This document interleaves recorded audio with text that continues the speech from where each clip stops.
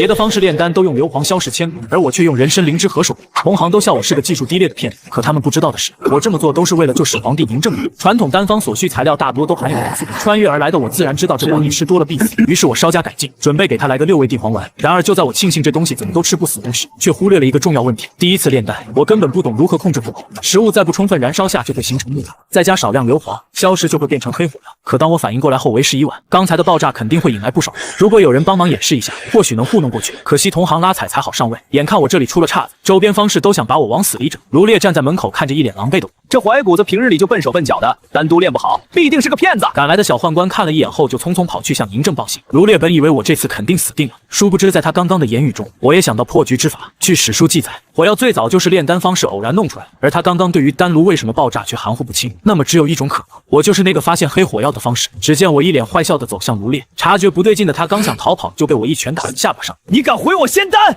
我与你不共戴天！紧接着我又看向周围看热闹的方士。还有你们，今天我神丹不成，你们谁也别想好过！所有人都被我这疯狂的架势镇住了。就在这时，刚才那个小宦官带着一队侍卫气势汹汹地赶了回来。陛下有旨，全部绑了，带走！侍卫们如狼似虎地冲上来，将我捆了个结结实实。我却还在挣扎，指着地上的卢烈：“为什么不绑他们？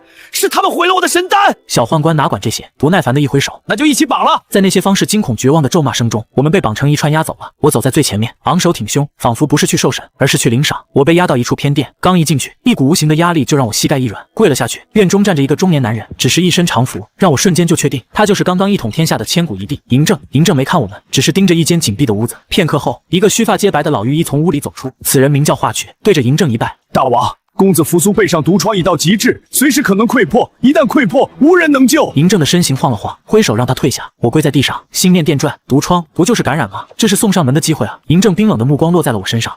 何人是怀古子？臣便是怀古子。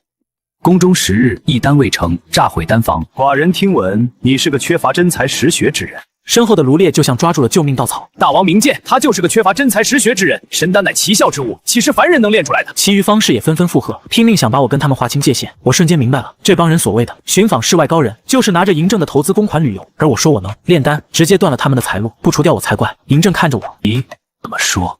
臣只问一句，众方士寻访高人数十年，一无所获，大王不曾怪罪，为何臣10日未成便要问罪？嬴政一愣，我精神一振，继续胡说八道。臣炼丹10日，屡败屡战，今日已然摸到神丹门径，只因卢烈等人终日窥探，言语重伤，乱我心境，以致最后一步行差踏错，引得丹炉中的能量一瞬爆发，这才炸毁丹房。大王若不信，可派人勘验，那不是反火，是灵气。臣的神丹就这么被他们毁了。我声泪俱下，捶胸顿足，此等天时地利人和的机缘，下一次怕是要再等10年了。噗！我身后的方士气得差点气息翻涌。嬴政给了身边宦官一个眼色，那宦官立刻跑了出去。1刻钟后，他带着一个神情严肃的官员回来，正是廷尉曹院。曹院躬身道：“禀大王，臣已勘验，丹炉4分5裂，断口非人力所为，却系由内而外爆裂。至于是何物引爆，下官不知。”卢烈一听，脸都白了，他嘶吼道：“不可能！你说你有奇缘，高人在何处？”数月前，在夏梦中得先贤指点，命我来咸阳辅佐大王，一统一兽健体大业。我昂首挺胸，扯出了一个连自己都想笑的谎。嬴政的眼神像2把冰冷的刀子，如何自证？我意识到，光靠嘴炮骗不过这位千古一帝，他要的不是解释，是价值。在嬴政耐心耗尽之前，我猛地抬起头，抛出了最后的筹码：“大王，疮疽乃不治之症，若臣能医好公子扶苏，可能证明臣怀有奇术。”嬴政的瞳孔骤然一缩，整个人的气场都变了。他一步步走到我面前，一字一句地问：“此言当真？君无戏言。”好。嬴政眼中爆发出惊人的光彩。若你能治好扶苏，寡人封你为国师；若你敢诓骗寡人。他顿了顿，声音冷得像冰，暗律严惩。我打了个寒战，却还是梗着脖子指向卢烈：“大王，若我治好了公子，此人诬陷于我，又当如何？”嬴政冷冷道：“诬告者反坐，他待你受罚。”卢烈双腿一软，瘫倒在地。我冲他露出了一个和善的微笑，然后对嬴政一拜：“臣请为公子诊病。”嬴政点头。我推门而入，完全无视了屋里哭哭啼啼的虞美人和宫女，径直走到榻前。榻上趴着一个10来岁的男孩，小脸因为痛苦而煞白。看到我，他竟还虚弱地扯了扯嘴角：“你叫什么？”我蹲下身：“嬴扶苏。”我仔细检查了伤口，心里有了底。我走出房间，对外面焦急等待的嬴政一拜：“大王放心，公子的病臣能治，但需做些准备，请大王派几个人听我调遣。”嬴政随手一指身边的宦官：“季明，你再挑2人，寸步不离，跟着怀古子，这名为调遣，实为看管。”我毫不在意，带着季明、小乙、乌蛟3个小尾巴，大摇大摆地往宫外走。出宫，我言简意赅：“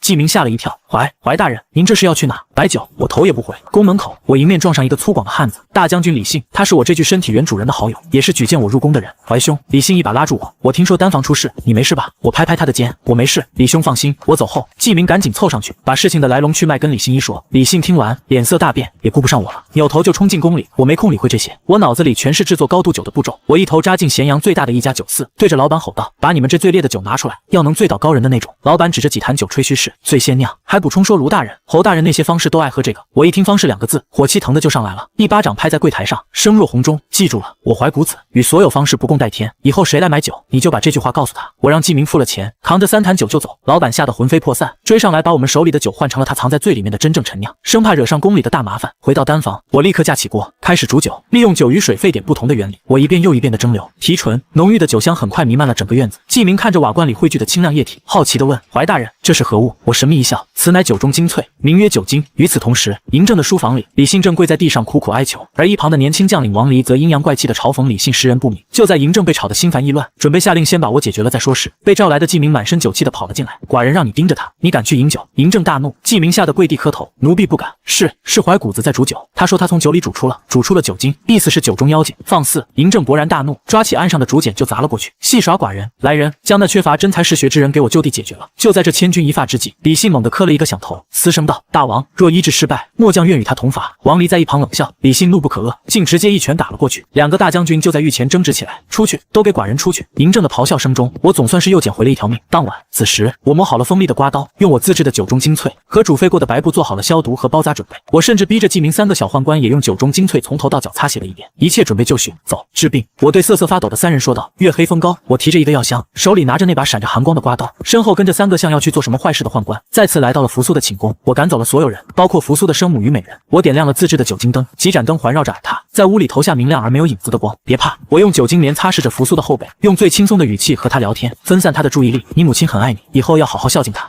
扶苏放松了下来。就在他彻底放下戒备的那一刻，我眼中寒光一闪，手起刀落，唰，手持消毒后的刮刀轻轻划开毒疮表皮。扶苏猝不及防，发出一声痛苦至极的喊叫。门外一直竖着耳朵偷听的虞美人听到这声惨叫，两眼一翻，直挺挺地昏了过去。屋子里的空气像是凝固了，除了那个叫虞美人的女人昏倒在地的声音，就只剩下3个小宦官牙齿打颤的咯咯声。我懒得管他们，一声断喝：慌什么？过来，把公子按住！小乙和乌娇2个小家伙抖得像风里的筛子，但还是战战兢兢地扑过去，死死压住了床上那个痛苦哀嚎的扶苏。我手里的刮刀利落地划开腐肉，患处的淤液之物顺利排出。我一边飞快地清理，一边头也不抬地念叨：哎呀，公子，不好意思啊，忘带麻药了，你忍着点。扶苏哪听得懂我在说什么，他只知道疼，疼得撕心裂肺。我叹了口气，手上动作却没停，嘴里嘟囔着：哭什么？小孩子一个，不就是个皮外伤，清除干净了，消毒，3-5天就好利索了。话音刚落，我已经清完了淤液，将提纯后的酒中精粹均匀涂抹于伤口消毒。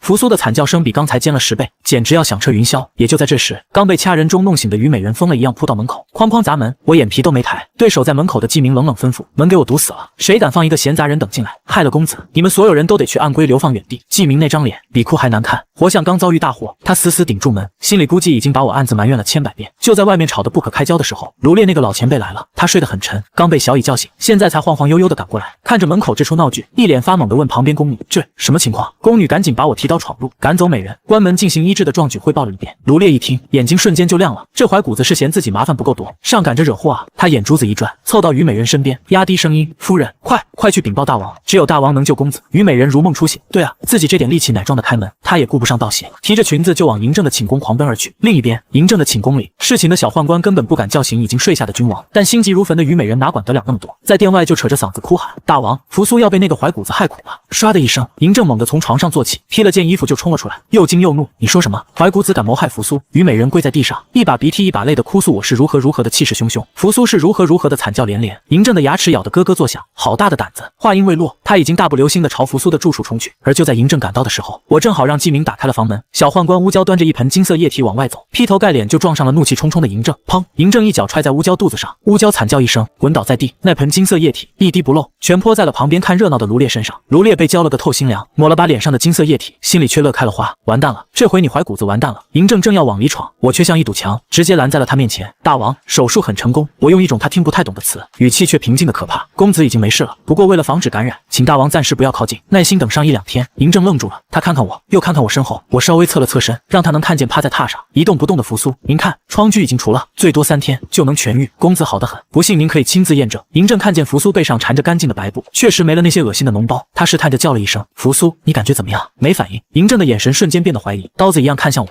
我有点尴尬的挠挠头，解释说：“公子他太累了，折腾了这么多天，现在一身轻松，睡着了。是睡着了，还是没气息了？”旁边的卢烈顶着一脸金色液体，阴阳怪气的插嘴：“怀古子，你该不会是在骗大王吧？”我抬手厉声斥责，吓得对方连连后退。我指着他鼻子，气势汹汹：“你竟敢诅咒公子，你安的什么心？”这一幕反倒让嬴政觉得卢烈确实多嘴晦气，看他的眼神也变得不善起来。嬴政转头指着抖成一团的季明：“你说扶苏到底怎么样了？”季明吓得快站不住了，哆哆嗦嗦地说：“回大王，公子确实睡着了，也可能是昏迷了。这家伙还给自己留了条后路。”嬴政点了点头，目光重新落回我身上：“3天真能痊愈？”我斩钉截铁：“行走坐卧和以前一样。”好。嬴政盯着我：“寡人就再给你3天。”说完，他转身就走。虞美人还想扑过去，带着哭腔叫了一声：“扶苏！”我面无表情地对季明说：“把家属请出去，别打扰病人休息。”于是虞美人又被请了出去。院子外，卢烈看着哭哭啼啼的虞美人，又凑上去小声提醒：“夫人，记住，若公子有个3长2短，千万不能放过怀古子。”虞美人咬着嘴唇，重重地点了点头。与此同时，李信的将军府里灯火通明，我的担保人李信此刻正憋屈地跪在搓衣板上，他老婆李夫人已经叉着腰骂了大半个晚上。李信，你为了个江湖术士，连家都不要了，他治不好，你也要跟着小命不保，那可是凶险的病啊！李信梗着脖子，一脸不服。今天王离那家伙当着大王的面讽刺我，说我没本事。夫人，我好歹是大将军，他王离算个什么人物，也敢这么羞辱我？所以你就被人刺激一举，连全家老小的安危都拿去做保。李夫人气得直跺脚，大王不会重罚我的。李信声音小了下去，你有理，你总是有理。李夫人气疯了，大喊：拿我的藤杖来！外面的家丁丫鬟吓得一哆嗦，谁能想到战场上骁勇善战的李大将军，在家里居然怕老婆怕成这样。藤杖拿来了，李夫人举起来，却终究没舍得打下去，她把藤杖狠狠摔在地上，哭了起来：你怎么就糊涂了？认准了那个怀古子？所有人都说他是缺乏真才实学之人，就你信他？李信苦着脸：夫人你不知道，怀兄他真有本事啊！就在这时，一个家丁火急火燎地跑进来：夫人，夫人，宫里来消息了。李夫人心里一紧，怎么样？家丁上气不接下气，宫里说怀古子把公子折磨得昏死过去，情况危急，只要公子一倒，怀古子就得完。李夫人听完，眼前一黑，差点昏过去。她稳了稳心神，指着管家李甲：李甲，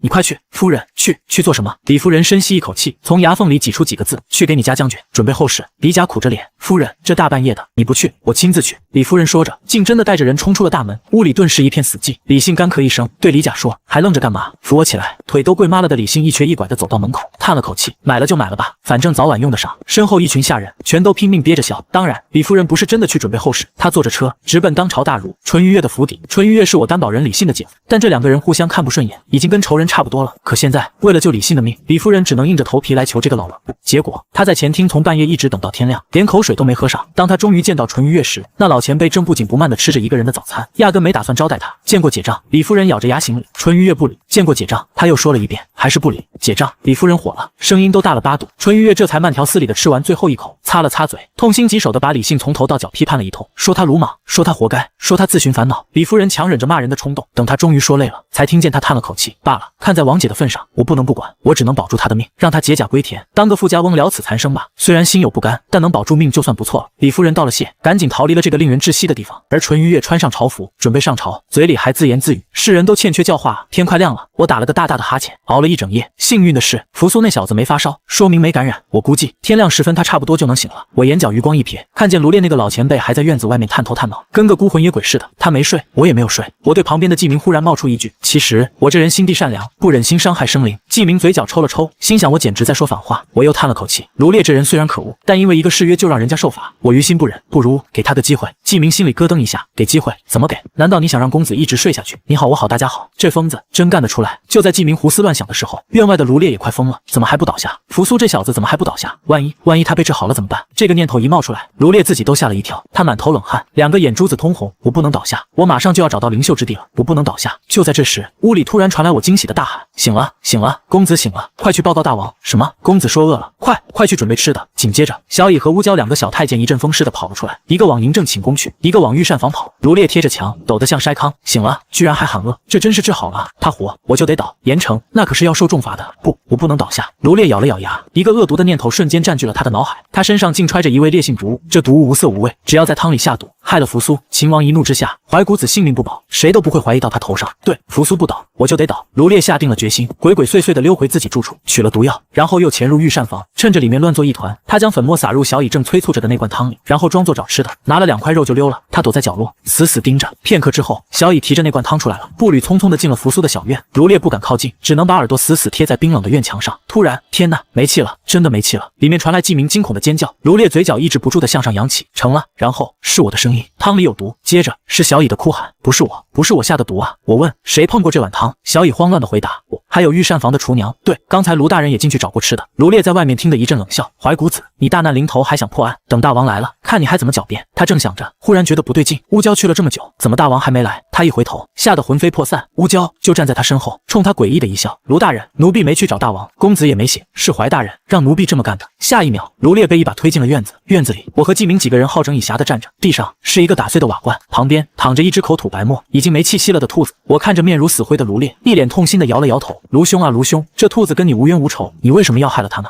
真是太残忍了，完了，中计了。卢烈脑子里只剩下这句话，他两腿一软，瘫坐在地，因为极度的恐惧，哇的一声吐了出来。我走过去，居高临下的看着他，语气里满是慈悲。卢兄，你说你这是何苦呢？你要是来求我，看在同事一场的份上，我或许就心软了，可你偏偏要下毒，不仅要害我，连个孩子都不放过。我摇摇头，叹了口气，我怀古子虽然慈悲为怀，但今天也只能替天行道，清除败类了。季明在旁边听得目瞪口呆，心想这世上怎么会有如此厚颜无耻之人？我没理他，转身对小乙说，小乙，之前你收卢烈的钱，这是我先给你记着，现在给你个将功补过的机会，去把他给我捆了。小乙如蒙大赦，磕了个头就冲上去，对着卢烈一边捆一边厉声呵斥，以示决心。很快我就押着五花大绑的卢烈，带着季明和乌娇直奔议政殿。路上我还特意嘱咐季明，待会儿大王问起来，就说公子刚才醒了，是卢烈情急之下下的毒，千万别说是我设局，那样岂不显得我这人太功于心计了。季明他决定闭嘴，我这疯子爱怎么说就怎么说吧。就在我们走后不久，踏上的扶苏手指动了动，缓缓睁开眼，用蚊子般的声音哼了一句睡。可惜守在门口的小乙满脑子都在担心自己会不会被卢烈拖下水，根本没听见。议政殿内朝会已经开到了尾声，嬴政正和大臣们讨论帝好。这种千秋大业，一个个唾沫横飞，谁也不服谁，眼看要下朝了。淳于越那个老顽固突然站了出来，大王，老臣有事要奏。他一开口就是要把我这个妖人解决了，还要把举荐我的李信罢官免职，让他回老家。李信站在队列里，脸都绿了，心里估计在骂，我可是你亲戚啊，你害我。王离那家伙倒是幸灾乐祸，但他的老爹王奔却站出来大声反对，大王，与怀古子有3日之约在先，如今期限未到，不可解决，否则乃是失信于天下。一时间朝堂上出现了诡异的一幕，凡是跟李信关系好的都哭着喊着要解决我，罢免李信，凡是跟李信有仇的都义正言辞的要保住我，保住李信，等3天后再说。淳于越这是以退为进，想用一个举荐不当的小罪换掉李信，欺君罔上的重罪。嬴政看明白了，他对李信这个愣头青还是挺喜欢的，也舍不得处置，于是他叹了口气，顺水推舟罢了，就依淳于越所言，传令李信罢官，怀古子严惩。淳于越松了口气，王奔暗道可惜。李信一脸懵逼的交出了帅印，王离更是得意洋洋的凑到李信面前，一口一个李老丈，把李信气得差点气息翻涌。就在这时，殿外一声炸雷般的高呼传来，瞬间让整个大殿鸦雀无声。捷报，方士卢烈意图毒害扶苏公子，已被我怀古子当场拿下。是我。嬴政猛地站了起来，眼睛瞪得像铜铃。带进来。我压着瘫软无力的卢烈走进大殿，身后跟着季明和乌娇，所有人的目光都像见了鬼一样。王离第一个忍不住，卢兄，你真下毒了！王奔在旁边气得差点一脚踹飞这个糊涂儿子。李信瞬间恢复巅峰，笑嘻嘻地对王离说：“王贤侄，看来你的识人之明也不怎么样嘛，是不是也该自请免官啊？”王离气急败坏，指着我大叫：“大王，他没治好公子，按约定，他跟李信都该受罚。”我正在享受众人震惊的目光，听到这话，顿时急了，大声反驳：“谁说我没治好？公子刚才已经醒了，不然卢烈这老前辈为什么急着下毒？”嬴政的目光瞬间锐利起来，转向季明、扶苏，醒了。全场的焦点都集中在了季明这个小宦官身上。只见季明深吸一口气，缓缓地摇了摇头，他一字一句清晰地说道：“回大王，公子尚未清醒。”紧接着，他把我如何发现卢烈鬼祟，如何将计就计，如何用兔子试毒，如何引蛇出洞的全过程，原原本本的当着满朝文武的面全说了出来。一瞬间，我感觉自己的肺都要气炸了。我死死地盯着季明，那眼神恨不得把他彻底看透。季明却迎着我的目光，心里一阵冷笑，想拉我下水。你当我是卢烈那个糊涂蛋吗？我咬着牙，从牙缝里挤出一句：“季明，护驾的大功没你的份了。”季明直接翻了个白眼：“大功别是大罪就行，谁稀罕？”王奔站了出来，笑呵呵地打圆场：“究竟是醒了还是没醒？是谁在说谎？诸位，不如我们一起去看看，一看便知如何。”我心里有点打鼓。按说扶苏若是成年人的话，这个时间就该醒了，但他毕竟是个孩子，身子骨弱，万一出了岔子，嬴政一发火，我的小命就不保了。最好能再拖个1-2天，那才叫稳。我正琢磨着怎么找借口，旁边的李信一声雷鸣般的怒怒喝炸响。放肆！你们不信怀兄，我信。他在楚地的奇迹，老子是亲眼见过的。王离轻蔑的嗤了一声，就这一声，彻底点燃了李信的火药桶。他指着王离的鼻子，喉得青筋暴起。王离，我敢以性命作保与你立誓，你敢不敢？王离也是个吃鸡不吃劝的主，当场就炸了，有何不敢？他要是真就醒了扶苏公子，我王离的脑袋你随时来取。可要是没醒，李老丈，你可别想着赖账。好，李信双目赤红，现在就去公子请功，谁是谁非，一看便知。我头皮一阵发麻，这李信也太敢信我了，拿命给我背书，这不是把我俩都往火坑里推吗？我赶紧干咳一声，硬着头皮出来打圆场。那个，万一公子他刚醒了，现在又睡着了呢？小孩子家的睡得沉，觉不醒也正常嘛。嬴政的目光在我脸上停了几秒，那眼神跟刀子似的，让我后背发凉。他没理我，只淡淡的吐出3个字：传衣冠。片刻之后，那个叫华阙的老头又来了。嬴政直接问：怎么分是睡着了还是昏迷？华阙躬身道：回大王，以针刺人中穴，若是熟睡必醒，若是气若游丝，那便难说了。这法子好。王离立刻跳了出来，眼神里的幸灾乐祸藏都藏不住。咱们这就去。嬴政心里也惦记着儿子，没再废话，抬脚就朝扶苏的寝宫走去。一群大臣呼啦啦跟在后面，看热闹不嫌事大。走在路上，我感觉自己像个动物园里的猴子，有同情看李信的，但更多的是等着看我笑话的。淳于越落在后面，跟季明和华阙走在一起。季明压低了声音：华阙神医，你看那小子能醒吗？华阙摇头叹气，要让那种毒疮爆裂，人还能安然无恙，难于上青天。季明心里顿时有了底，他瞥了眼前面的我，心中冷笑：老子就不信你还能上天。他现在巴不得扶苏永远别醒，否则嬴政那边他没法交代。与此同时，李夫人在府中坐立不安，整整1天1夜，她滴水未进，米粒未沾。家仆李甲在王宫和府邸之间来回奔波，像条跑断了腿的狗。坏消息一个接一个的砸过来。夫人，宫里说淳于大人想保将军，但王奔那老前辈不让，非要等结果。夫人，大事不好，将军跟王离以性命作保立誓了。夫人，完了，他们已经去看公子了，是生是死，就看这一眼了。李夫人听得摇摇欲坠，脸色惨白如纸，她抓住李甲，声音都在抖：再去探，守在宫门口，我要知道将军到底是生是死。李甲刚走，心机就来了。这位夫人向来与李夫人不睦，今天来纯粹是看热闹的。姐姐，心机故作同情地握住李夫人的手，你家将军和王离立誓的事，我也听说了。哎，我刚刚看见王离将军出宫了，你那姐丈淳于越也黑着脸出来了。姐姐，你家将军他怕是凶多吉少了。这话如同一把尖刀捅进了李夫人的心窝子。心机看着李夫人失魂落魄的样子，心里别提多爽了，嘴上却假惺惺地安慰着，足过足了瘾，才心满意足地准备告辞。就在这时，大门外传来2个小宦官尖锐的嗓音：李府的人呢？快来抬你家将军，累坏咱家了。抬着，李夫人眼前一黑，差点昏过去。2个家仆冲出去，片刻后，真就抬着不省人事的李信进来了。李夫人哇的一声瘫在地上，放声痛哭。心机拍着她的背，假慈悲道：姐姐，人已逝去，节哀啊。抬着李信的宦官乌娇一脸纳闷：将军不过是喝醉了，节什么哀？李夫人哭声一顿，猛地抬头：醉了。心机脱口而出：不是赌书遭遇不测了吗？乌娇还没搭话，门外又传来一个粗声大气的声音：王离将军府家丁，奉将军之命送来万金谢罪。王将军口训：谢李信大将军不计前嫌。王离感激不尽。话音刚落，一队下人抬着一口口沉重的箱子涌了进来，砰砰砰的放在院子里。心机的笑脸彻底僵住了。王离来谢罪。那王家下人也是一脸屈辱，草草行了个礼就想走，谁知醉倒的李信竟迷迷糊糊的嘟囔了一句：茶宴，别缺斤少两。王家下人的脸瞬间涨成了猪肝色，只能忍着奇耻大辱，当场开箱，一箱箱的过秤，然后像是逃命一样跑了。李夫人扶着丈夫，又惊又喜。立誓赢了，公子醒了。回答她的是李信震天的鼾声。乌娇在旁边眉飞色舞的把宫里的事说了一遍，什么李将军力挺生死之交，怀古子我力挽狂澜，王离下跪赔罪，大王加官进爵。李夫人眼里的光一点点亮了起来，多日阴霾一扫而空。她又爱又气的拧了一把李信的耳朵，算你运气好，再敢这么玩命，看我怎么收拾你。她这话分明是说给旁边的心机听的。心机站在那，只觉得浑身像针扎一样难受。他今天就是个笑话。就在这时，家仆李甲终于跑回来了。他一进门就扯着嗓子喊：大喜，夫人大喜啊！将军立誓赢了，加官进爵了。李夫人好笑的看着他，这消息我早知道了，让你去宫门等，怎么现在才回来？李甲一屁股瘫在地上，上气不接下气，小人一得兴就往回跑。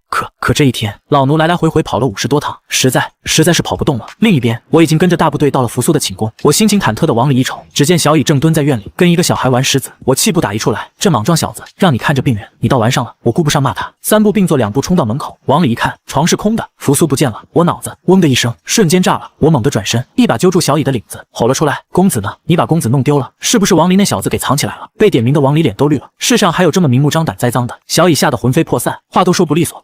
公子。就在这时，旁边那个玩石子的小孩突然站起来，对着嬴政跪了下去，声音清脆：孩儿见过父王。嬴政如遭雷击，又惊又喜地冲过去，一把扶起那孩子，声音都在颤抖：扶苏，你的伤好了。那孩子也就是扶苏点了点头，还有点疼，但已经不碍事了，刚刚还喝了粥，身上有劲了。我傻眼了，我尴尬地松开小乙，干笑了2声，哈哈，原来公子在这儿啊！穿上衣服我都没认出来。废话，之前他光着膀子趴床上，跟条待宰的鱼一样，现在穿得整整齐齐蹲地上，谁认得出来啊？然而已经没人关心我的尴尬了，所有人都用一种看怪物的眼神看着我，有佩服，有敬畏，但更多的是恐惧。不治之症啊，几个时辰就给治好了，还能下地活蹦乱跳，这不是高人是什么？李信突然爆发出一阵狂笑，他指着王离，声音洪亮如钟：王离，脑袋呢？拿来！王离脸色煞白，求助似的看向他爹王奔。王奔一张老脸瞬间涨成了猪肝色，恨不得当场找条地缝钻进去。他只能豁出老脸，对着李信拱手：“李将军，犬子年幼无知，还望你大人不计小人过。”李信压根不接茬，只是冷笑。原来王离贤侄是要言而无信，苟且偷生了。这话比直接骂人还狠。王离被逼到绝路，脖子一梗，咬牙道：“你要这头，给你便是。”王奔吓得魂都飞了，赶紧给同僚们使眼色。一帮大臣纷纷出来求情，连嬴政都请动了。嬴政也有意敲打王家，但没想真动手，便顺水推舟道：“王离年少轻狂，李信你就别跟他一般见识了，让他赔礼道歉，再赔万金，这事就算了。”李信也知道见好就收，点了点头。王离还想嘴硬，被王奔在腿弯上狠狠踹了一脚，扑通一声跪下了。他低着头，从牙缝里挤出几个字：“李将军，我年幼无知，请您恕罪。”哈哈哈！李信畅快大笑，他重重拍着我的肩膀，意气风发：“怀兄，你看到了吗？自从我伐楚兵败，那小子就没少给我脸色看，今天总算是出了这口恶气。”他低头，像看一只败犬一样看着王离：“回去凑钱吧，少一文钱，我带人拆了你家将军府。”王离气得浑身发抖，差点一口金光喷出。随后，嬴政拉着扶苏转身要走，我赶紧追上去：“大王，公子这伤还没全好，窗口千万不能沾水，最好每天由我来换药。”嬴政想了想说：“这样，这几日扶苏就交给你照看了。”他顿了顿，又指着季明：“季明，你留下，听怀古子差遣。”谁知我摇了摇头，当着所有人的面指着季明说：“不行，此人颠倒黑白，搬弄是非，就是个小人。我怀疑他收了卢烈的好处，或者巴结了王离，一直跟我作对。我怕他留下来会给公子下毒，然后嫁祸给我。”王离当场跳脚：“关我什么事？”季明更是脸色惨白，指着我抖个不停：“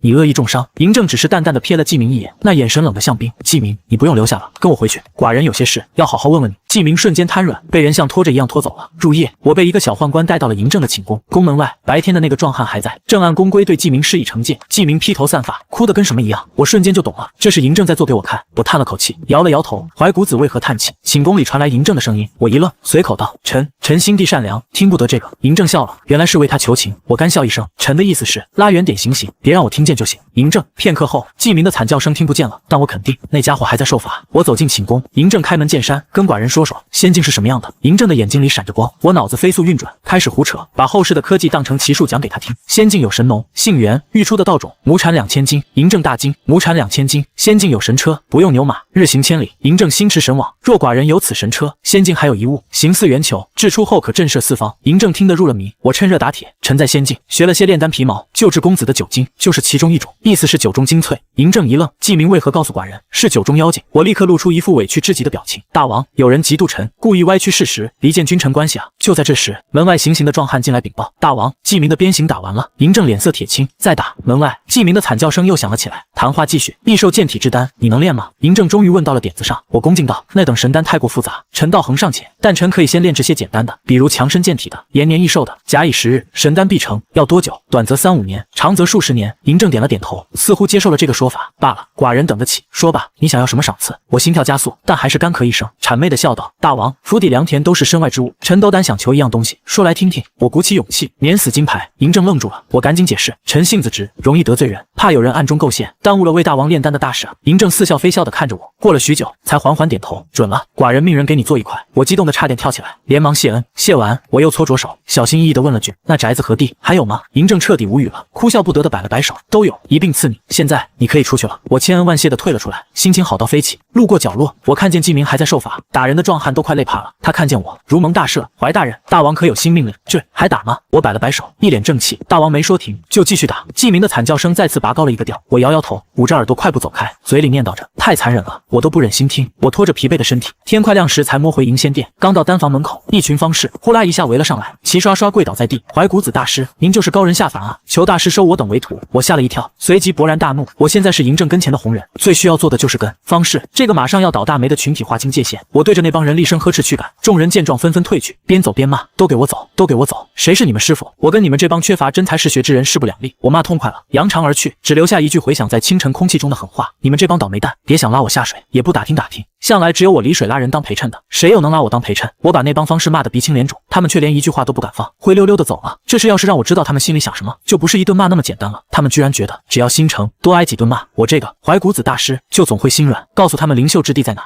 铁石心肠是什么？我绝对会让他们好好见识见识。总算清静了，我打着哈欠推开丹房的门，结果一下就僵住了。屋里坐着2个人，一个是我刚救下的小孩子扶苏，另一个是他的母亲于美人。他们显然早就到了。刚才门外那场全武行，怕是看了个一清二楚。扶苏那小子看我的眼神，简直像在看高人，父王都要礼遇的方式。先生您说骂就骂，根本不放在眼里，这才是真正的高人。虞美人则是一脸纠结，低声自语，行事如此粗鲁，毫无君子风范。可偏偏就是他救了苏儿的命。看到我进来，两人立刻起身，对我行了一礼。虞美人语气无比诚恳，多谢怀古子先生救我儿性命。扶苏有样学样，也跟着说了一遍。我点了点头，懒得客套，直接对扶苏说换药、脱衣服。他脱下衣服，我解开绷带，伤口已经结痂，恢复的不错，根本用不着再折腾了，等他自己好就行。于是我随手拿了卷干净绷带，重新给他缠上，盐碱一该，7天别碰水，等扒掉了就没事了。我找个瓦罐倒了碗水，准备解渴，一回头却发现这娘俩还杵在那儿没走。我有点不耐烦，摆了摆手，行了，没事了，你们可以走了。说完我就端起碗准备喝水，然而扶苏扑通一声直挺挺的跪下了。先生技艺高超，求先生收我为徒。噗，我一口水结结实实的全喷在了他脸上。扶苏抹了把脸上的水，茫然的抬头看我，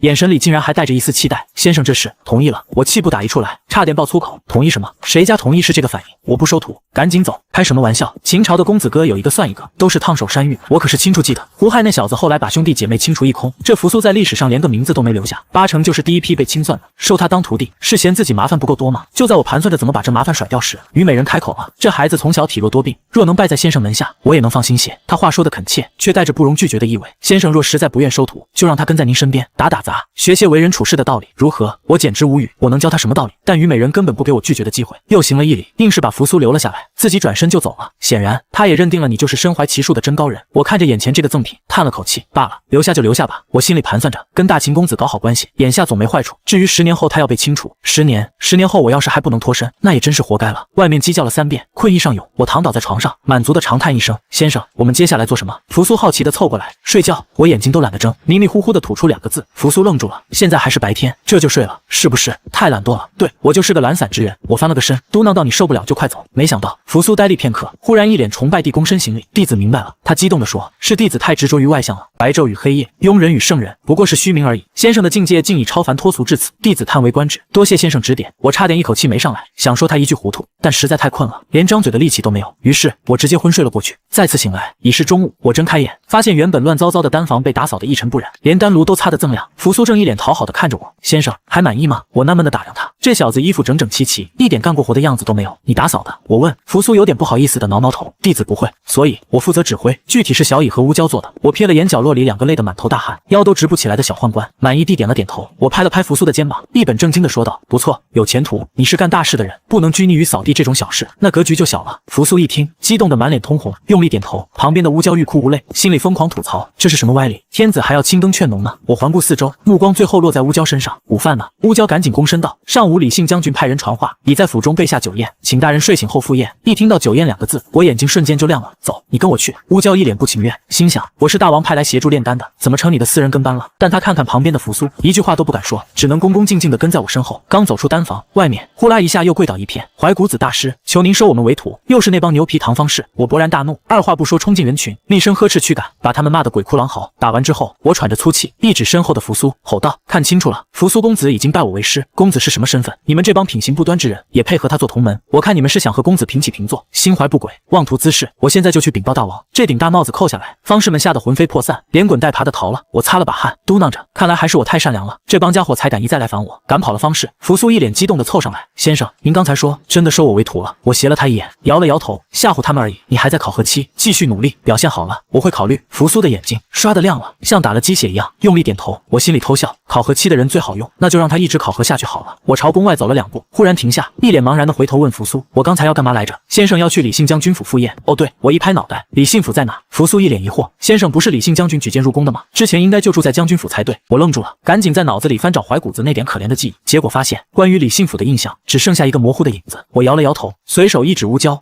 带路。乌胶苦着脸，大人，小人是宫奴，不是您的私奴，这出宫带路的事，我懒得跟他废话，只是淡淡的飘过去一句，大王让你听我差遣，第一天就想抗命，耽误了炼神丹，你担得起吗？乌胶彻底没脾气了，这也能扯到炼丹上，8成以后炼不出丹，就要怪我今天没带路了。他只好苦着脸，认命地带我出宫。乌胶找来马车，我俩一同坐了上去，走到半路，一阵吆喝声传了过来，醉仙酒，醉仙酒，高人都能醉倒，与方士不共戴天的怀古子大师亲口盛赞。我一听乐了，这不是当初那个卖烈酒的老板吗？还真听话，到处帮我宣传。我心情不错，随口对乌乌娇说：“去，赏他一串钱。”乌娇哦了一声，坐在车上没动。我眉头一皱，怎么又想抗命？乌娇快哭了。小人没带那么多钱，有多少给多少。我摆摆手，快去，别耽误我赴宴。乌娇磨磨蹭蹭地下了车，心里把我暗自埋怨了千百遍，自己要赏人，让奴才掏钱，这是什么人啊？当宦官本来就没几个俸禄，他气呼呼地走到酒肆老板跟前，从怀里摸出仅有的3枚秦半两，啪的一声拍在柜台上，没好气地喝道：“怀古子大人赏你的。”说完不等老板反应，扭头就走。老板看着桌上那3枚铜钱，当场就懵了，冷汗唰的下来了。这几天借着我的名头，他酒卖的火爆，赚了不少，本来还沾沾自喜，现在却觉得大祸临头。赏赐哪有只赏3枚铜钱的？这分明是警告，是威胁。再联想刚才那个小宦官怒气冲冲的样子，老板吓得不敢再吆喝，连滚带爬的跑到后厨。祸事来了，他对着正在给酒里掺水的老板娘哭丧着脸说：“慌什么？”老板娘白了他一眼：“怀古子大师怎么了？他好像生气了，咱们替他吆喝，他不高兴；不替他吆喝，他也不高兴，这可怎么办？”老板娘眼珠一转，忽然笑了：“你这般糊涂，大师这是在点你呢，赏你，说明你做得对，可只赏3文钱，是嫌你给的少了。”老板一愣，随即恍然大悟：“大师的意思是要我们孝敬他？那还用说？”老板娘一拍大腿：“你顶着他的名号当活招牌，赚得盆满钵满，1分钱不给人家，换谁乐意？你主动送点钱过去，这事不就成了？我真是糊涂。”老板狠狠拍了下额头，赶紧跑去算账，盘算着该送多少钱才能让大师满意。可钱算好了，他又发愁了。怀古子大师住在宫里，这钱怎么送进去？与此同时，我已经到了将军府，李信和他夫人正在门口亲自迎接。李夫人看我的眼神很复杂，从第一眼起，她就觉得我是个缺乏真才实学之人。可谁想到，我这个缺乏真才实学之人，竟然真的救了扶苏，还让她丈夫因此加官进爵。她努力给自己洗脑，高人行事不拘一格，也许她真是高人吧。然而，当她看到我一进府，眼睛就跟探照灯似的，贼兮兮的在年轻貌美的丫鬟和名贵的摆设之间来回扫荡时，她刚建立起来的信念瞬间又崩塌了。我正看得津津有味，一扭头，正好对上李夫人那鄙夷的眼神，只好干笑2声。好在李信是个粗人，压根没注意这些，热情地拉着我入席。可菜一上来，我就傻眼了。鸡鸭鱼肉倒是齐全，但调料除了盐就是花椒，那味道简直一言难尽。主食是蒸小米饭，水果是酸涩的梅子和杏。我叹了口气，端起酒杯，里面的酒淡得跟糖水似的。再看看对面狼吞虎咽，吃得津津有味的李信，我心里只有一个念头：古人的物质文明，等着我来拯救吧。宴会过半，李信已经喝得兴起，握着酒杯对我说：“怀兄，听说了吗？大王要赏你免死金牌，估计明天你就能拿到了。那感情好。”我微微一笑，随口问道：“李兄每天都要上朝？”那倒不是。李信叹了口气：“这几天大王要定尊号，天天召集群臣商议，那帮文官吵来吵去，不是太皇就是秦帝，引经据典，烦死个人。我们这些大老粗也插不上话，天天在那干站着。”他越说越气，一拍桌子，尤其是淳于越那老前辈，今天我刚插了句嘴，他就当堂吼我：“你懂什么？别胡言乱语！”惹得那帮文人一阵哄笑，气坏我了。你少跟他置气。李夫人在旁边劝道：“他好歹是你姐夫。”李信嘿嘿一笑，鲁莽中透着一丝精明。我越是不懂理，大王越觉得我没心机，对我越信任。我看着他，心想这李信还有几分傻聪明。怀兄，李信把酒杯重重放下，你是方士，见过高人，见识广，你给出个主意，大王到底该叫什么尊号，省得我明天又去当木桩子。我微微一笑，从口中随口说出2个字：皇帝。李信一愣，皇帝2个字，自古尊号都是单字，这不合规矩吧？我端起架子，信口胡吹，大秦诗法家讲究的是诗经不诗古，古人没有，现在就不能有吗？大王一统天下，功盖千秋，这是开天辟地的大事，德兼3皇，功盖5帝，合称皇帝，方显陛下万世之功。李信听得呆住了，随即一拍大腿：“妙，此言大妙！”他立刻找来竹简，把我刚才的话一字不漏地记了下来。酒足饭饱，天色已晚，我醉醺醺的告辞。乌娇早已在门外等得望眼欲穿。这一天，他跟李府的下人挤在一起吃煮豆子，还被灌了一肚子酒，憋了一泡尿，早就想闪人了。马车经过酒肆，那个老板抱着一个钱袋子冲了上来，大喊：“怀大人，小人给您送。”话没说完，乌娇猛地跳下车，抬手斥责道。对方被吓得连连后退。乌娇尖着嗓子吼道：“宫里的车驾也敢来，不要命了吗？”说完，他跳上车，催促车夫：“快，再快点，再不快，他真要憋不住了。”而这一切我毫不知情，因为我刚上车就已经醉得不省人事了。第2天鸡叫3遍，我被吵醒，翻了个身，继续沉沉睡去。而在另一边，李信却起了个大早，他穿戴整齐，手握着那块写着“皇帝”2字的竹简，兴冲冲地奔赴朝堂。皇帝，皇帝，嘿嘿，怀兄果然是高人啊！他一边走一边摇头晃脑地感慨，已经开始幻想着今天如何在朝堂之上舌战群儒，技惊四座，让那帮看不起他的文人们目瞪口呆。以往李信最讨厌上朝，他一个武夫跟那帮文官吵架，10次输10次，每次听他们引经据典，子曰诗云，他都跟听天书一样，只能在旁边干瞪眼。可今天他信心爆棚，来得最早，几个相熟的博士一看到他，立刻围了上来，阴阳怪气的调侃：“李将军今日来得真早啊，莫不是又有什么高见？上次将军的第1王就已是惊为天人，不知这次又有何惊世骇俗之作？”周围顿时响起一阵哄笑，李信却一反常态，没有暴跳如雷，反而一脸平静，眼神里带着一丝看小丑般的怜悯。这下轮到博士们纳闷了，这莽夫哪来的自信？就在这时，淳于越来了，他是当朝大儒，也是扶苏公子的老师。博士们见了他都老实了。淳于越走到李信身边，低声警告：“今日别开口，听着就行。”凭什么？李信脖子一梗，淳于越气得胡子直抖：“你一个武夫掺和什么？还嫌不够丢人？武夫怎么了？”李信大声反驳：“既然不让我们说话，那照我们来。”就是当木桩子的吗？这话一出，旁边的武将们纷纷点头，显然说到了他们心坎里。就在这时，嬴政到了，他一脸疲倦地问尊号之事，可有结果了？底下又是太皇、秦帝的老调重弹。嬴政烦躁地摆摆手，就没点心意吗？机会来了，李信立刻站了出来，大王，末将有想法。淳于越脸都绿了，低吼：李信回去，莫要出乖露丑。王贲的儿子王离也笑嘻嘻地补刀：总有李将军这等粗鲁武夫胡言乱语，拉低了我们武将的档次。李信被彻底激怒，指着王离骂道：你举荐逆贼卢烈，识人不明，还有脸站在这？王离被噎得说不出话。嬴政摆了摆手，示意安静，然后看向李信：你有何想法？说来听听。李信清了清嗓子，大声说：末将索你尊号，乃是2个字。话音刚落，满堂大笑。这莽夫果然又在异想天开。李信见状，心里也有点打鼓，只好硬着头皮抛出杀手锏。尔等休要嘲笑，这尊号乃是我与怀古子大师商议而来。怀古子大师身怀奇技，乃当世人杰，他定的名号岂会有错？这话一出，朝臣们笑得更厉害了。怀古子那个炼丹失败、举止粗鲁的方式，靠运气治好了扶苏的江湖郎中，他能想出什么好尊号来？就连龙椅上的嬴政，眼神中也流露出一丝不以为然。他信我的本事，可不信我的文采。我很清楚，嬴政对李信那家伙根本不抱什么希望，但来都来了，总得让人家说句话。于是我看着宝座上的嬴政，不耐烦地摆了摆手：李信，你的尊号。李信往前一步，深吸一口气，吼了出来：皇帝！满朝文武瞬间安静了，不是这俩字多牛逼，而是居然还挺正常。所有人都以为李信会说出个什么惊天地泣鬼神的傻话，结果期望值太低，反倒被惊了一下。不过惊讶归惊讶，该对的还得对。一个博士老头捻着胡子，皮笑肉不笑地站出来：将军，自古以来尊号都是1个字，你这整出2个字，不成体统啊！李信等的就是这句，他咧开嘴，发出一阵狂笑，那样子活像个得了糖的天真的孩子。他猛地从袖子里掏出我昨晚给他写的竹简，像是拿着什么神兵利器，对着那帮儒生就开了炮。我大秦依法立国，诗经不失古，古人没有皇帝，今天就不能有？古人还生食鸟兽呢，各位博士大人怎么不披着树叶上朝？这一下，那帮老学究全懵了，什么鬼？李信这莽夫今天怎么吃了聪明药了？他们哪知道，这都是我昨晚熬夜给他准备的台词。有个儒生不服气，强行嘴硬，可2个字的尊号听着就不伦不类。再说皇帝，不就是把3皇5帝各拿1个字拼起来的吗？毫无新意。李信脖子一梗，声音更大了：正因如此，我大秦一统天下，功盖千古，1个字配不上。至于拼凑，那是因为如今的大王德兼3皇，功盖5帝，德兼3皇，功盖5帝，这8个字像炸雷一样在大殿里滚过，整个朝堂死一般寂静，就连嬴政都猛地坐直了身子，眼神里爆出金光。这马屁拍得他浑身舒坦。好，说得好！嬴政忍不住拍案叫绝。李信长舒一口气，得意地扫视全场，那眼神活脱脱就是我平时看傻子时的翻版，效果拔群。嬴政已经站了起来，意气风发：寡人一统天下，功业确实前无古人，德兼3皇，功盖5帝，这8个字寡人受得起。他环视众人，一字一句道：从今往后，双字尊号才是正统，单字那是过去式了。老板都发话了，谁还敢有意见？其实不少人心里觉得这尊号真不错，但一想到这是李信这莽夫提出来的，就浑身别扭，拉不下脸来夸他。李信才不管这些，他叉着腰，专门走到刚才对他的那几个博士面前，下巴都快翘到天上去了。几位，李某人这尊号如何啊？那几个博士老脸涨得通红，憋了半天，只能拱拱手：将军，文武双全，我等佩服。哈哈哈哈！李信的笑声差点把房梁震下来。就在这时，嬴政的目光落到了李信身上。这尊号是你和怀古子一起想的？李信挠挠头，倒也光棍，反正他要的就是这个当众打脸的效果。功劳不功劳的无所谓，他老老实实的回答：回大王，主要是怀兄的功劳，我就是个传话的怀古子。嬴政念着我的名字，满意地点了点头，不仅有奇术，还有这等见识，是个人才。他立刻对旁边的宦官季明下令：去，把怀古子叫来，寡人破格，许他旁听朝议。季明心里1万个不情愿，他屁股上的伤纲结痂，罪魁祸首就是我，可他不敢违抗，只能一瘸一拐的去了。然而片刻之后，只有季明一个人哭丧着脸回来了。怀古子人呢？嬴政皱眉，季明立刻跪下，添油加醋的告状：大王，奴婢去的时候，那怀古子还满身酒气的在睡觉，奴婢叫醒他，说您传召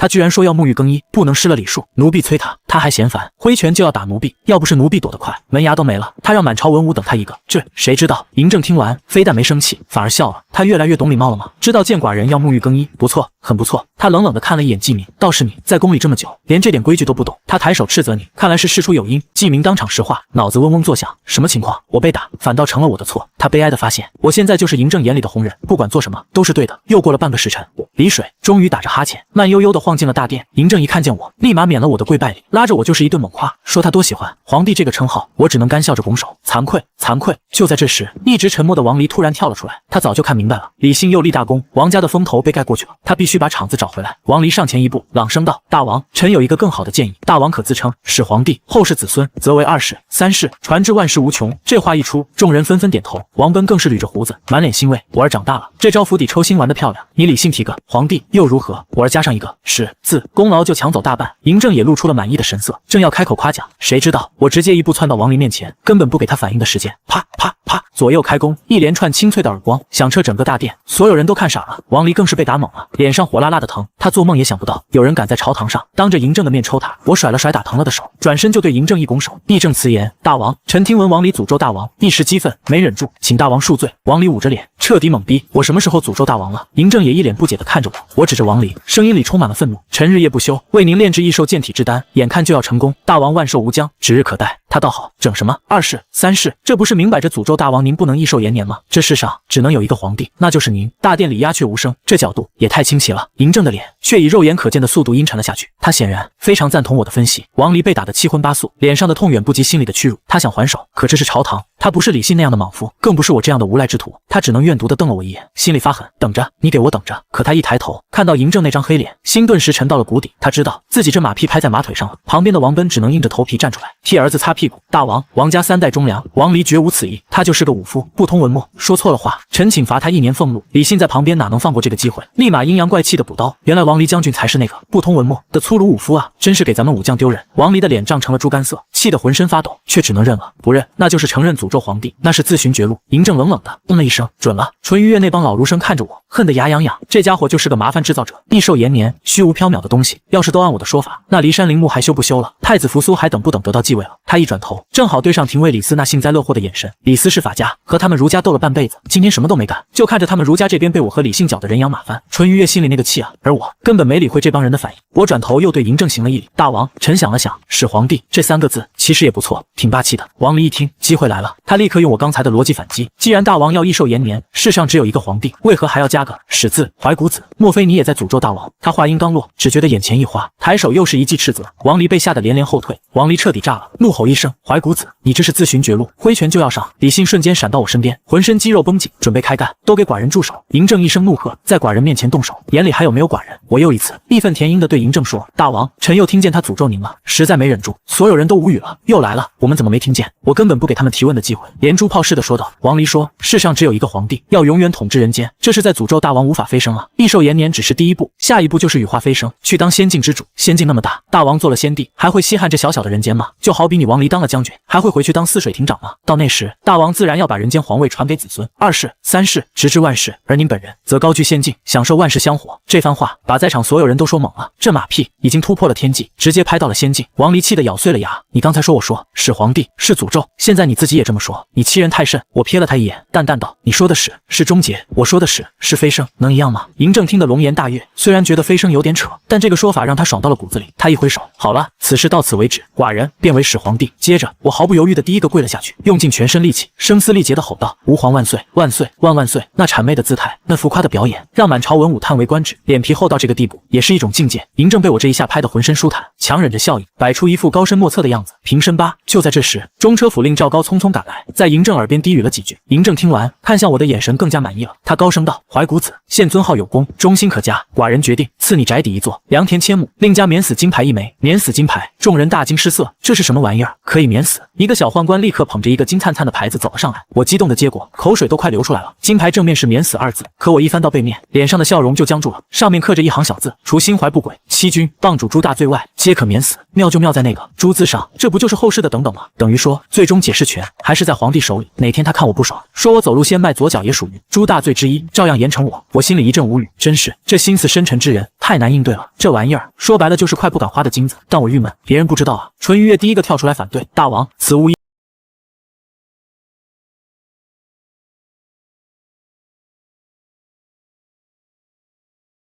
收回成命。我看着这帮激动的老前辈，又看看稳坐钓鱼台的嬴政，突然就想通了，这玩意儿是给我壮胆的，更是给别人看的。免死不可能，但他能让想除掉我的人掂量掂量，不敢轻易下手。我忍不住又看了嬴政一眼，心里再次感慨，古代的皇帝心眼就是一个比一个多。嬴政根本不理会群臣，一挥袖子，寡人心意已决，退朝。离开大殿后，所有人的目光都跟钉子似的扎在我身上。我嘿嘿一笑，故意拿出那块金牌，在阳光下晃来晃去，金光闪得他们睁不开眼。各位，我懒洋洋地说，以后谁要是不小心得罪了我，我手一抖，可就不好说了。反正我不用担责。话音刚落，王离父子的脸瞬间白了，他们刚结下死仇，我这疯子现在有了免死的护身符，万一真动了心思，想到这，所有人都下意识地离我远了点。李信却凑了上来，满眼放光：怀兄，这玩意儿借我使使。我也有几个仇家，他声音不小，周围几个跟他不对付的官员，腿肚子当场就软了。我干咳一声，拍了拍李信的肩膀，李兄，上天有好生之德吗？给他们一个改过自新的机会，要是再不识抬举，咱们再动手不迟。周围那几个人顿时松了口气，纷纷向我投来感激的目光。就在这时，远处乌泱泱来了一群方士，一见到我，立刻小跑过来，扑通一声全跪下了，拜见师祖。满朝文武又看傻了，这帮人脸皮不要了，昨天被我骂得跟什么一样，今天直接降辈，改叫师祖了。我气得差点一口气没上来，指着他们鼻子就是一通臭骂，把他们从祖宗18代到未来子孙都埋怨了一遍。胡说，谁是你们师祖？走开！他们却抱住我的大腿哭喊：师祖啊，我们已经拜了扶苏公子为师，您自然就是我们的师祖了。我正要动手，就见扶苏提着根棍子冲了过来，对着那帮方士就是一顿猛抽，嘴里还骂着：谁让你们乱拜师的，别害我！我看着这师徒二人混合双打的场面，突然觉得打人也是个体力活。我喘着气，从怀里摸出那块金灿灿的牌子，直接对到一个方士的脸上，破口大骂：睁大你的眼睛看看这是什么！那方士看到免死2个字，吓得一哆嗦。我有免死金牌！我大吼：惩治人不用负责！我数到3，谁再敢烦我，我立刻就让他去见阎王。3，我直接从3开始数。那帮方士屁滚尿流，连滚带爬的跑了，连鞋都跑掉了好几只。我收起金牌，不屑地骂了一句：一群无用之辈，连为我承担风险的勇气都没有，还想拜师？不远处的扶苏听得直挠头，先生收徒的标准这么高，说到风险，我也有点怕啊。3日后，嬴政的诏令传遍天下，他正式称始皇帝，追封庄襄王为太上皇，同时2道旨意分别送到了我和李信府上。李信因献号有功，加官进爵，乐得当天就把淳于越又请去府上，变着法儿的炫耀，气得淳于越差点当场离去。而给我的旨意内容更多，除了正式册封我的爵位，赏赐宅邸良田，还把那块免死金牌写进了诏书，搞得人尽皆知。宅子和田地就在蓝池宫边上，离皇宫近的不能再近。旨意的最后，嬴政还不忘勉励我，炼丹之事不可懈怠。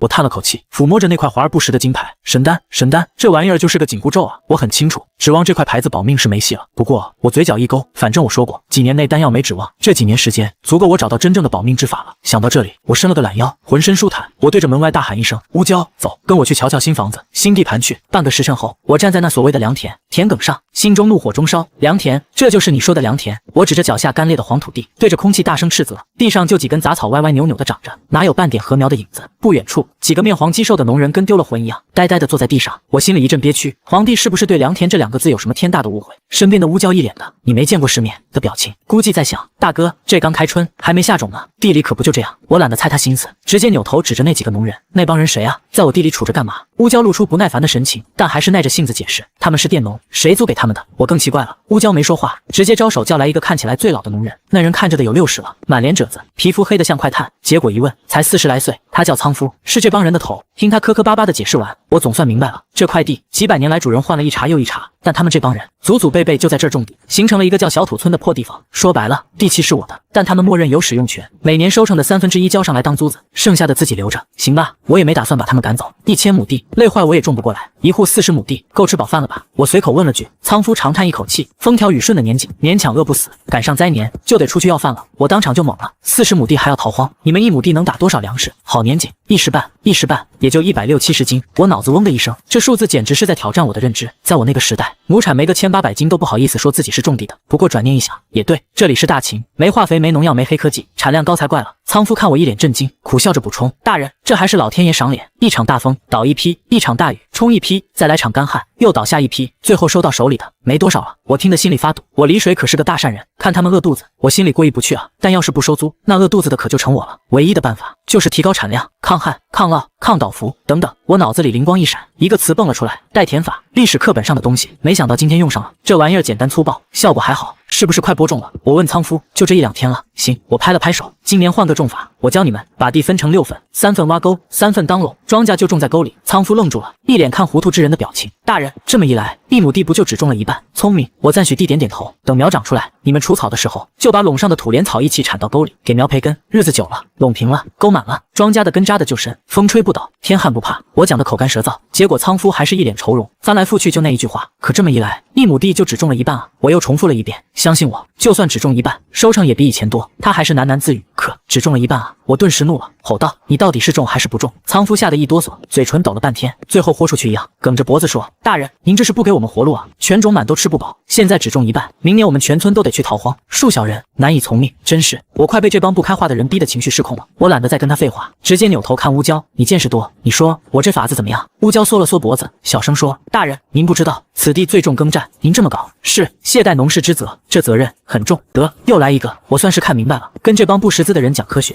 简直是白费口舌。我面无表情的从怀里掏出护身信物，在他脸面前晃了晃，认识这玩意儿吗？仓夫瞅了半天，小人不识字。我无奈道，这是护身信物，意思就是我处置人不用负责，过2天我来检查，谁的地没按我说的种。哼哼，我特意把最后2个字说的阴森无比。仓夫当场打了个寒战，点头如捣蒜。大人放心，小人全凭大人吩咐。我把信物揣回怀里，心里一阵无语，这帮人真是没办法，非得我撕破脸皮扮演强硬角色才肯听话。旁边的乌娇看着我，脸色煞白，眼神里就一个念头，完了，摊上事了，懈怠农事之责，这可是家族倾覆的大事，我得赶紧跑路。紧接着，乌娇这家伙就开始琢磨怎么开溜了。不过他一想起季明那家伙，又犹豫了。季明关键时刻背叛，结果呢，功劳没捞着，还受到了重罚，到现在走路还一瘸一拐。想到这，乌娇叹了口气，估计是觉得跟着我虽然危险，但总比当叛徒强。我可不知道他内心戏那么多。看完这破地，我又兴冲冲的要去看我的豪宅，结果刚到宅子跟前，我的脸比那破地还难看。这宅子是真大，规格也够高，但怎么看怎么像个不吉利的宅子，门窗破烂，蛛网密布。推开门，一股阴风吹出来，院里半人高的杂草里，嘎嘎飞起一大群乌鸦。我搓了搓胳膊，问乌娇：“这什么鬼地方？”商君别院，就是商鞅。我掰着指头算了算，倒吸一口凉气。100多年前的老古董了。对，天哪！我掉头就走。这不光是不吉利的宅子，还是破旧的房屋。商鞅住过的房子给我住，这不是咒我没有好下场吗？不过骂归骂，我也冷静下来了。古代赏赐的宅子，不是抄最沉的还能是哪来的？但这房子是真没法住。得大修，良田豪宅的梦全碎了。我闷闷不乐地往回走，谁知半路上又碰见了仓夫，他带着一群村民，扑通就给我跪下了，说准备了点粗茶淡饭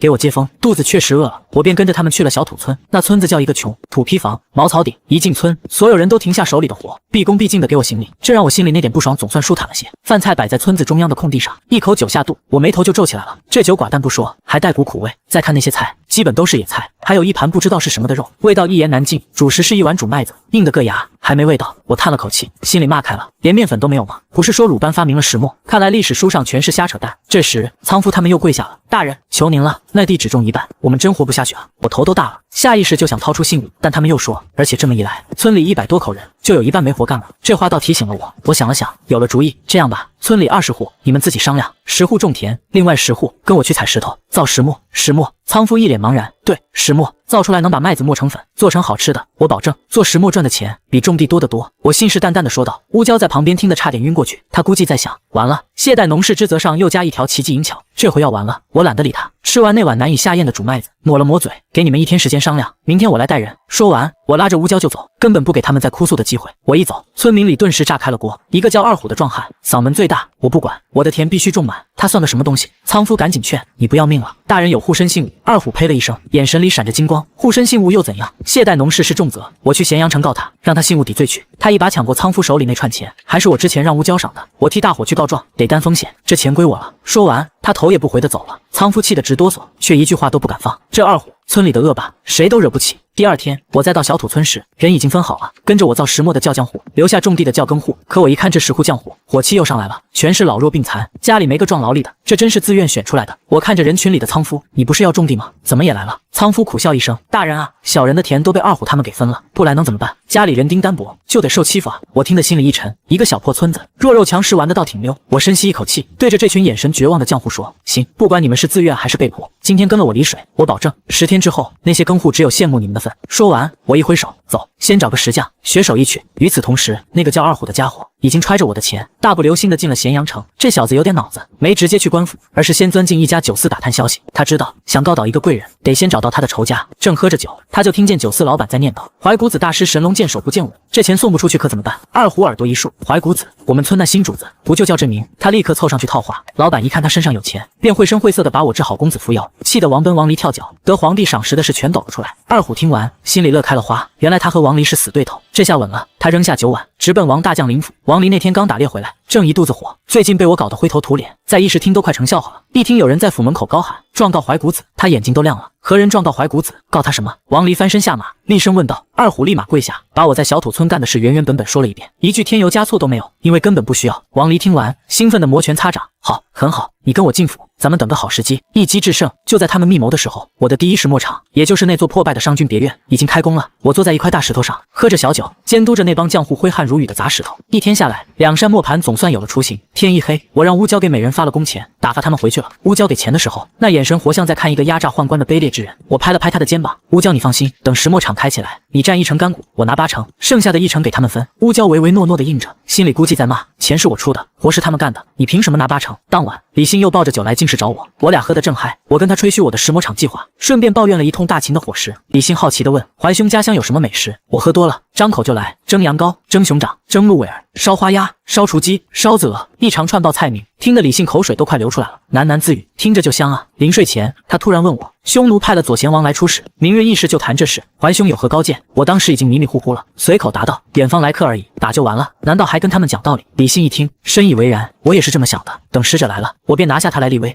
得，这莽夫算是没救了。第二天，大秦议事，我官阶不够，没资格参加。大殿上，众官员正商议如何接待匈奴使者，李信突然跳出来，嚷嚷着要拿下使者，发兵北伐，还特意加了一句：此乃怀古子大师之意。众官员一阵窃笑，都觉得我这个情绪失控的人和李信这个莽夫凑一股，简直是天作之合。嬴政倒没说什么，李信的话虽然鲁莽，却正合他意。他随口问了句：近日怀古子在做什么？李信立刻抢答：怀兄正在耕种良田，修缮房屋，还说要造石磨，研制灵药。话音未落，王离就笑眯眯地站了出来，声音陡然拔高：胡说！李将领，你怕是被他骗了。他转向嬴政，高声喝道：陛下，怀古子抽调一半农人砸石头，致使千亩良田荒废过半，此乃懈怠农事之责。此地以耕战立国，他却公然蔑视国策，罪大恶极。臣请立刻重罚怀古子，以警他人。王奔在旁边捋着胡须，一脸得意。李信气得脸都青了。王离，你一派胡言，可有证据？证据！王离哈哈大笑，等的就是这句话。人证物证俱在。物证就是那挖得乱七八糟的千亩良田。人证，小土村村民二虎此刻就在殿外，他猛地向嬴政行了一礼，声音响彻大殿：陛下，臣请求传人证二虎上殿。他嘴角的笑意再也藏不住了，在大庭广众之下，在所有重臣面前，这责任一旦坐实，我看你嬴政是保你的耕战国策，还是保我这个？议事，宣二虎进殿。带我来的小太监路上已经把剧本给我透了，告我，在皇帝面前告我。王离那家伙还假惺惺地拍着二虎的肩膀，说什么陛下会为你做主，我听着都想笑。二虎那胆怯的样子，抖得跟筛糠似的，话都说不利索。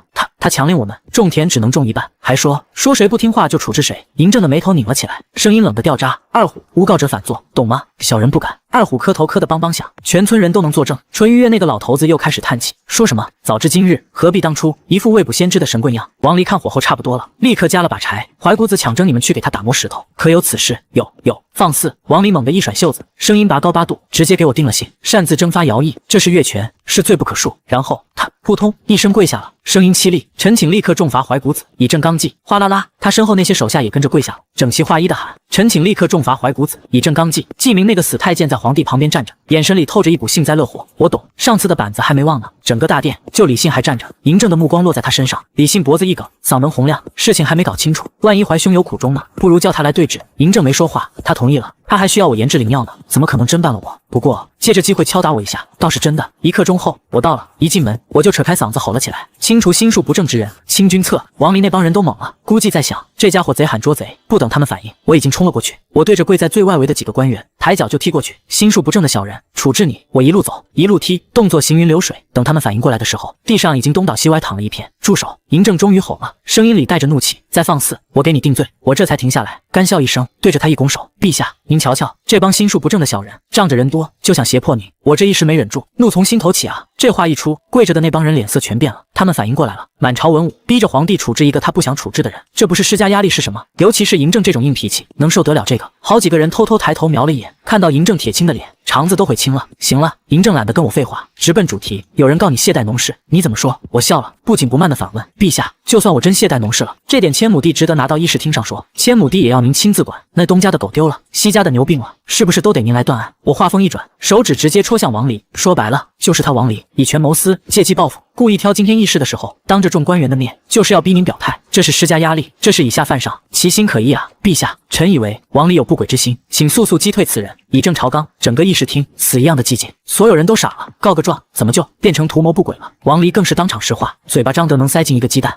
我图谋不轨，他估计脑子已经彻底宕机，想辩解都不知道从哪说起，最后只能跪在地上疯狂磕头：陛下，臣3代为将，忠心耿耿，绝无二心啊！嬴政估计也觉得好笑，看王离磕得额头受损，才淡淡开口：罢了，别耍嘴皮子了，懈怠农事就按懈怠农事的责任论处，要是诬告就反坐，至于什么不轨之心，子虚乌有。不必再提。臣并未懈怠农事，我干脆利落地说。王离立刻给二虎使眼色，二虎壮着胆子喊：怎么没有？你让我们只种一半地。我斜睨着他，语气平淡的像在说天气。如果只种一半，收成反而比以前多呢？不可能！二虎想都没想就吼了出来。下一秒，我人已经到了他面前，一个巴掌打在他脸上，清脆响亮。你懂什么？我骂道。我用的是神奇手段，传说中的高人就是这么种田的。这话一出，满朝官员都无语了，连李信都一副哭笑不得的表情。传说中的高人还种田，扯淡也不是这么扯的，无稽之谈。王离冷笑，我猛地指向他，一字一顿的问王离，敢不敢赌上性命？3个月后粟米收获，你我各领1000亩地，我的收成要是比你多，你敢不敢当场自刎？又是赌上性命！王离气得咬牙切齿，你跟李信果然是狐朋狗友。我逼近一步，手指几乎戳到他鼻子上，敢不敢？敢，有何不敢？